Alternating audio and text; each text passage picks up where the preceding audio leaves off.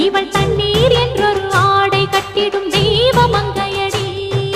தையம் தீயம் தக்கு தீயம் தக்கு தையம் தீயம் தக்கு தீயம் தக்கு தையம் தீயம் தக்கு தீயம் தக்கு தையம்